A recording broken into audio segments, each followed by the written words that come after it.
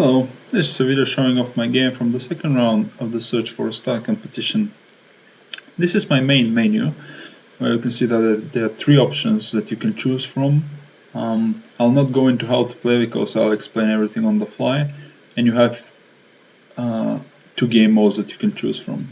For now you can go with normal, and I'll explain what's the difference between normal and survivor later. So let's hop in. The first thing you can see is that there is a 4x5 grid filled with gems in places. Now that's the main mechanic of the game, that you have those gems you can move around.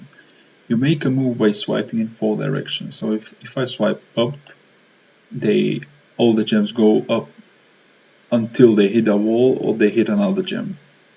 Now if gems hit another gems, then they can clash together if they're of the same type and form a new one. Now the other thing that can happen is if two gems of different type clash together, nothing happens. Now if I swipe down, you will see that these two didn't collide together because they weren't of the same type. Now there are special kind of gems like this one, which actually the radioactive sign gem destroys anything that it touches. So if I swipe down again, you will see that this one is just gone. Now that can be both positive and negative, because that can also destroy this other special type of gem, which is the solid gem, which stays on the grid for a number of turns and prevents you from moving it or from merging anything with it, so it just stands in the way. So you can use the bomb item to actually remove that from the grid. Now if I swipe now right, you'll see that I align everything together and that I have two diamond shapes, two diamond gems, which I can clash together, and you'll see that the top two triangles also combine together to form a new diamond shape. Now each time you make a move, a new gem appears, and the ultimate goal of it is to reach the final gem, which is a golden cup. Now when you reach the final gem, the game ends. Just as simple as that. Another way to end the game is to actually not have a move on the grid, so you either fill everything or there is nothing that can happen. You can't move anything, or you can't merge anything, so the game just ends. Now there is a third type of special gem, which is the wild card, and I'm sure if I make enough moves it will appear. It has a certain amount of chance to appear on the grid. Each time you make a move, there is a certain amount of chance that a special gem will appear, and then a certain amount of chance that it will be a particular type of special gem. Now in this scenario you'll see that this is a particularly valuable gem in my situation, the black one, because it has 7 sides, which means that it's quite further ahead than my more basic gems, which are these pentagons and triangles. So in this situation I can either destroy, because if I make a move up, the black gem will collide with the bomb gem, and then if I move left or right, it will collide with the pentagon. In this situation I'll probably want my pentagon gone and not my higher gem, because the ultimate goal is to reach the final gem. I want my higher gems to stay on the board. So I swipe right, then I continue swiping until a wildcard shows, so I can show you what's going on with that. Here it is.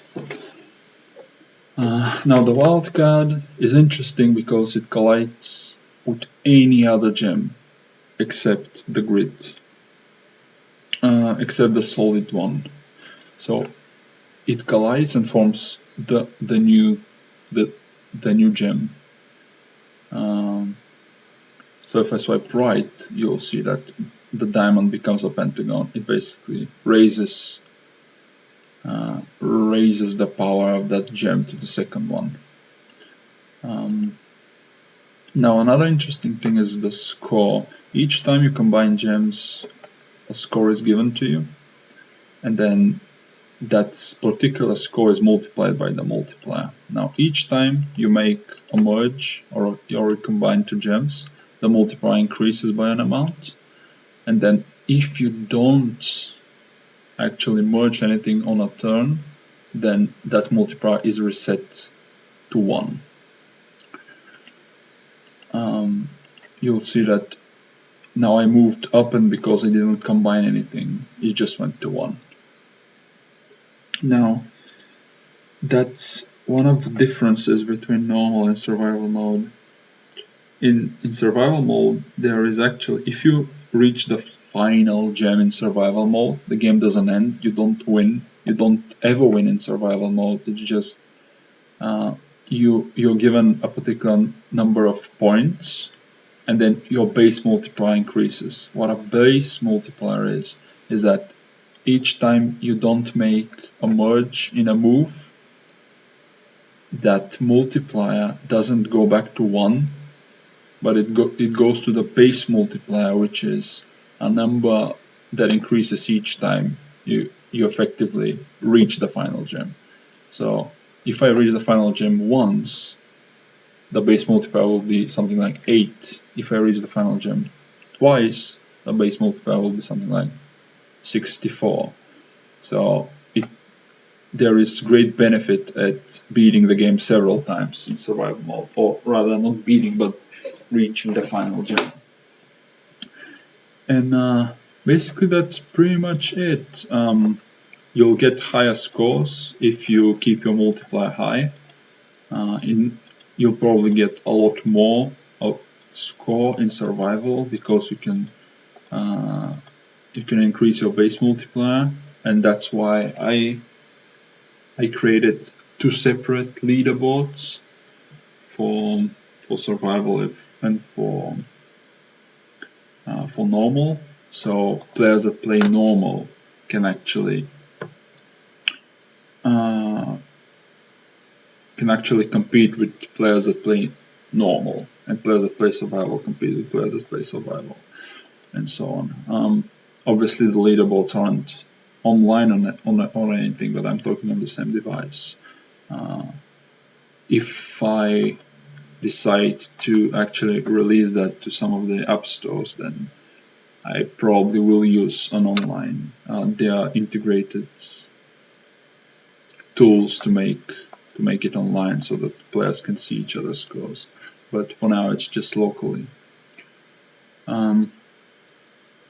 And I think that's pretty much it. The game is pretty simple, and that's why I think it's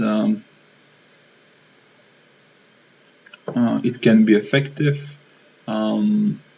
Also, it's not completely original.